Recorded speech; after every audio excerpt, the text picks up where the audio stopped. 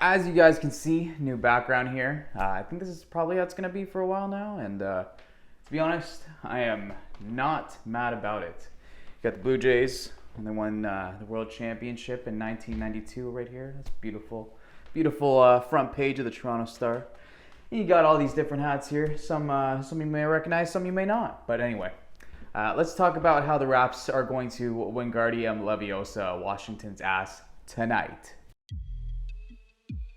So, the game against Milwaukee, Giannis was not playing, and so the petition for Giannis and Antetokounmpo did not take off as I thought it would. But nonetheless, Toronto had control for most of the game, even though it was mostly by less than 10 points. Ultimately, the Raps ended up winning the game 97-93 against the Giannis-less Milwaukee Bucks. And if we take a look at the call review, odds makers were favoring the Bucks by 4 points. The over-under was set at 216. And if we take a look at my picks, I was 0 for 3, wrong on everything. Toronto won, and both teams combined for 200 points even, which means I'm now 34-35 overall. Not a great record. Anyway, moving on. The Raps take on the Washington Wizards tonight, back in Toronto, and it's the third matchup between these two teams so far this season. Now, if we take a look at the odds makers are favoring the Raps by at least 1 point, and the over-under has been set at 212.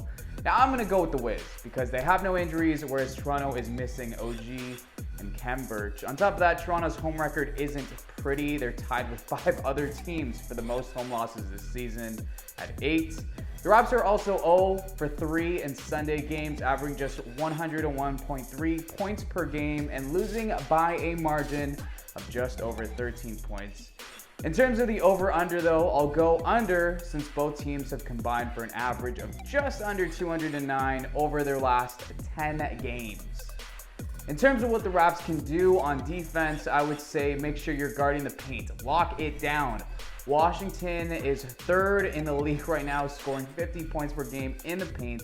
On top of that, they're one of the best cutting teams, averaging about 11 points in that category. So Toronto needs to communicate, and they need to collapse when it is necessary. Make sure that you're letting your teammates know when to switch and when there's a cutter coming into the paint. Now, in terms of what the Raps can do on offense, it's pretty simple: transition points. The Raps right now are 4th in the league when it comes to transition points, and that's about a quarter of their total 104 points per game. Now that's it for me, but make sure you check out the game day preview along with the quick react tonight that will be posted. The wrap up will also go live right after the game. Nothing but positives will be posted, and the game day recap can be found tomorrow morning at around 9 a.m.